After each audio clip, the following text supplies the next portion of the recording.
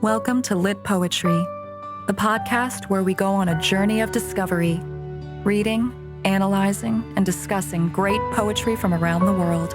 Poetry is worth it because the reading and writing of poetry is a revolutionary act that has the potential to transform both the reader and our world.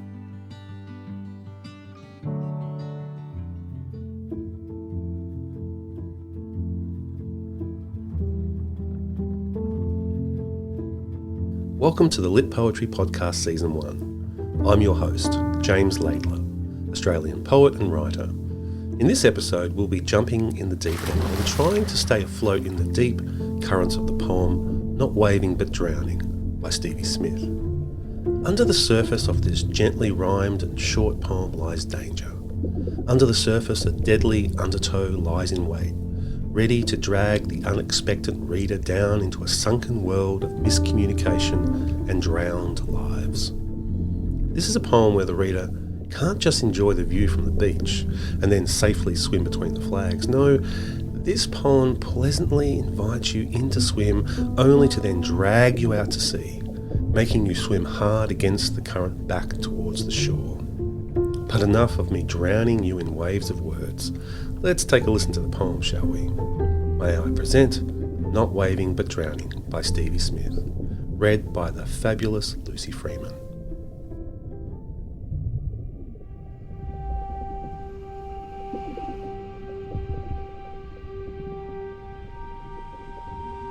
Not Waving But Drowning by Stevie Smith. Nobody heard him, the dead man, but still he lay moaning.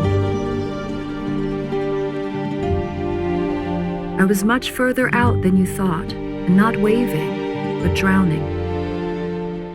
Poor chap, he always loved larking, and now he's dead. It must have been too cold for him, his heart gave way, they said. Oh, no, it was too cold always. Still the dead one lay moaning. I was much too far out all my life, and not waving, but drowning.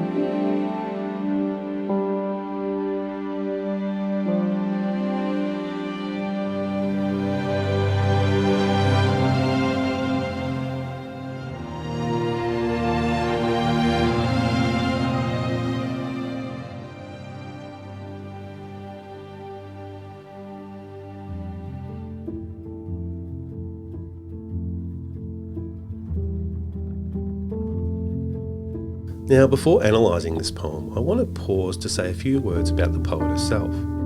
Stevie Smith was a British poet who lived from 1902 to 1971. Her poetic style was known for its unsettling mixture of darkness and light. As such, while Smith often explored rather bleak and depressing subject matter, most of her poems were written in a light, musical sort of manner. This particular poem is a good case in point. Published in a collection by the same name in 1957, Not Waving But Drowning is Smith's most popular and well-known poem. Smith often accompanied her poems with simple line drawings, and the drawing that goes with Not Waving But Drowning shows a woman with a vague expression on her face, not dissimilar to the ambiguous look of the Mona Lisa. The drawing, therefore, is the first clue that points to the poem's concern with the disparity between inner feelings and outwards appearance.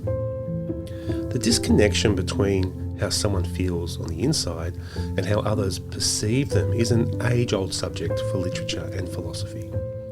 The concealment of emotion is nothing new, and the poem gives a sense that the dead man has been putting on a brave face throughout his life. In English society, the widespread belief that showing a stiff upper lip was a kind of social virtue plays into this situation, which Smith is essentially critiquing.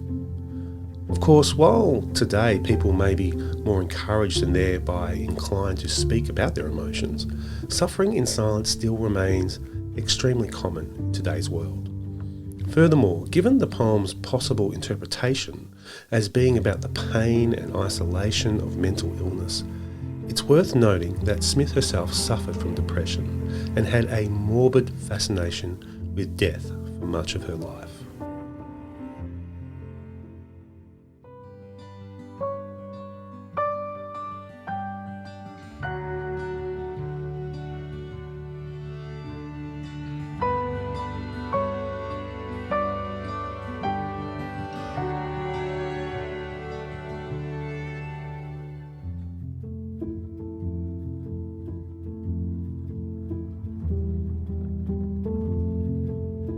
Now, our appreciation and understanding of a poem, it goes without saying, can be greatly enhanced when we take a close look at the technical aspects of a poem, such as its form, metre, and rhyme scheme, or even its narrative point of view. The question of who is speaking is one of the most fascinating aspects of Not Waving But Drowning. The poem begins with a third-person view of events as a dead man is observed lying, moaning, and unheard. After these initial few lines, however, the narration morphs into the dead man himself when he uses the personal pronoun I to propel the story forward. Then, a bit later on, without warning, the poem switches back to a he, as in line 5. Poor chap, he always loved larking. But wait, there's more. The poem continues with its chameleon escapades. After the use of he, they appears in line 8, as in, it must have been too cold for him, his heart gave way, they said. The suggestion here appears to point to a gathering of people on the shore where the man died, or who are attending his funeral, or just a kind of mix of people who knew him through his life. And finally, in the last stanza, the poem returns to first person. Are you perplexed?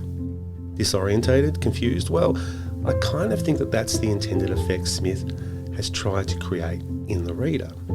In switching up the voices of the poem, Smith is toying with the reader's comprehension, changing tack like a sailboat on an ocean of ideas with very little warning or ceremony. Why?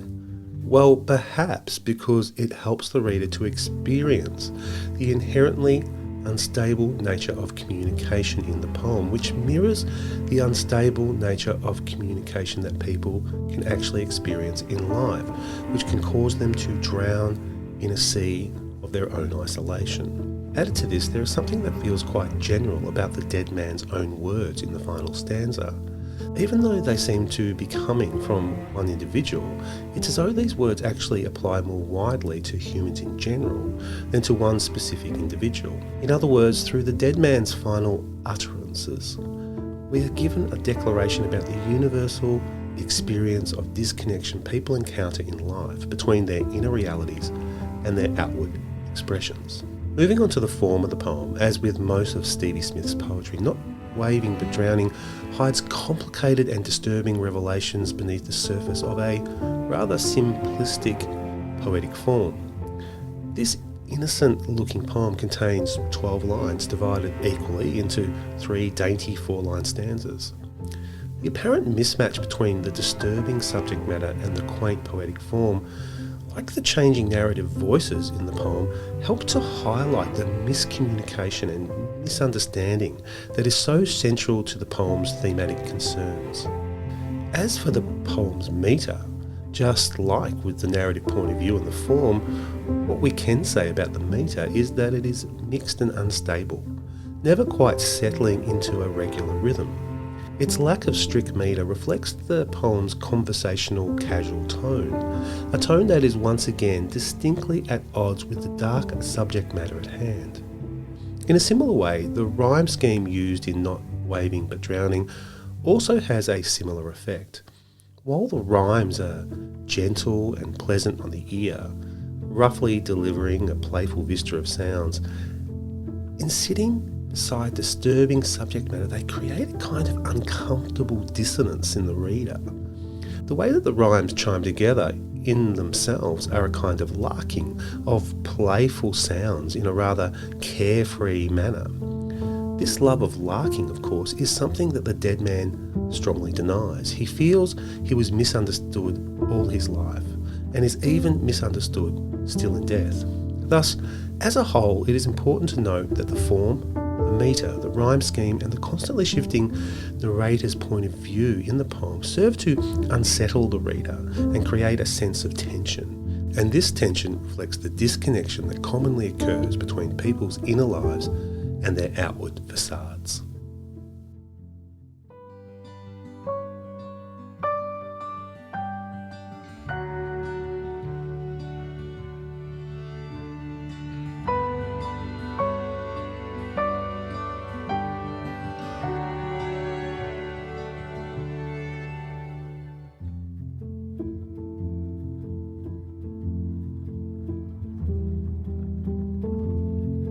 So I want to talk here about one of the main themes of the poem, which centres around the idea of miscommunication in human relations and how this lack of communication can lead to mental breakdown. As I've already pointed out, a playful and light-hearted tone disguises the heavy subject matter in not waving but drowning. On the surface, the poem is about a man who drowns because his movements are mistaken for friendly waving by people back on shore. But seen as an analogy, the poem is really pointing to the pain of being misunderstood in life, especially when human communication fails. The poem begins with the dead man, who has just drowned, but strangely, even paradoxically, he is still moaning or crying out in anguish, though no one, except of course for the reader, can hear him. From the get-go then, the poem places the breakdown in communication at the centre stage of the poem. As we've already seen, the poem moves between pronouns throughout its structure, referring to the dead man in the third person before switching over to the first person I, back and forth over and over again. The poem is intentionally ambiguous and unreliable, underscoring its argument about the way communication works, or more accurately, doesn't work. If the I used in the poem is coming from the dead man himself, then he is somehow commenting on his life from beyond the grave. And he explains that his own death was, in part, caused by this kind of failure to be understood. He was far out in the water and calling for help from an unsympathetic world. But because they thought he was playing around, no one tried to save him. There's a total disconnect between the message that the man intended to send and the one that people actually received. And this points to the fact that in our world today, we all wear masks, sometimes to the point where they become glued to our faces and actually can't be removed.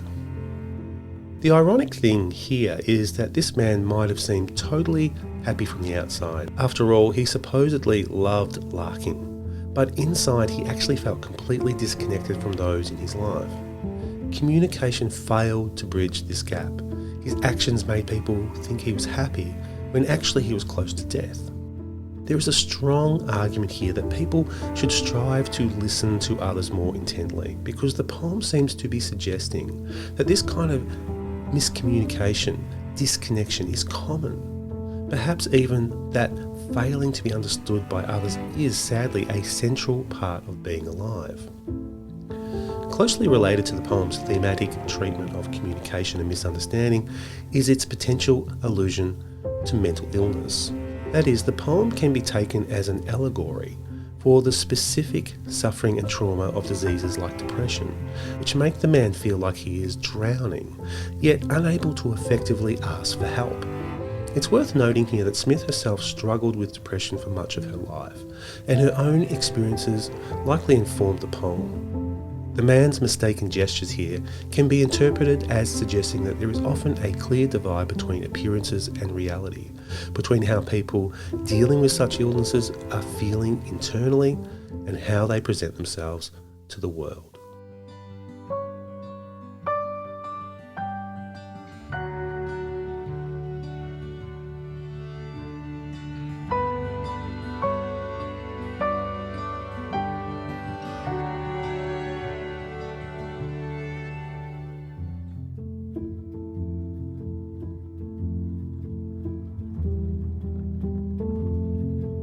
In this poem, Stevie Smith shows us that the waters of life are deep and often treacherous, especially for those swimming alone without the support of others. Keeping your head above water is always a challenge, and we all know how difficult it is to stay afloat. This powerful poem points to our shared humanity and calls us to become lifesavers, I think.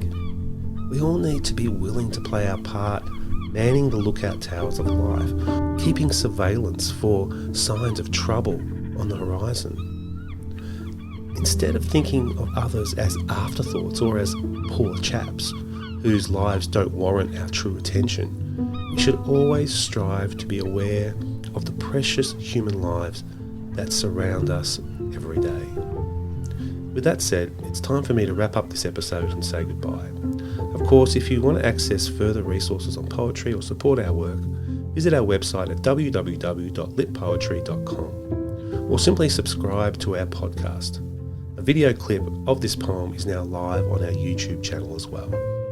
We'll finish with one last listen to the poem read by the fantastic Lucy Freeman. Thanks for listening, and I'll see you next time.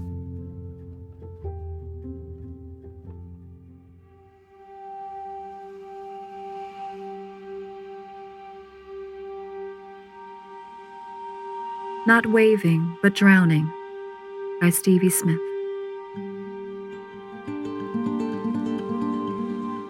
Nobody heard him, the dead man, but still he lay moaning. I was much further out than you thought, and not waving, but drowning. Poor chap, he always loved larking, and now he's dead.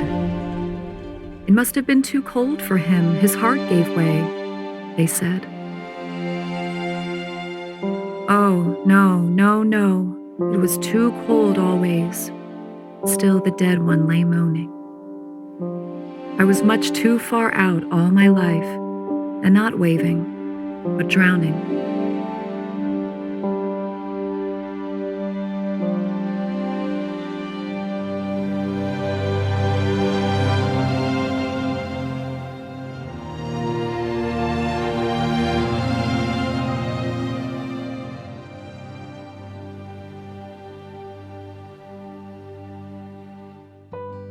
You've been listening to the Lit Poetry Podcast, presented by James Laidler.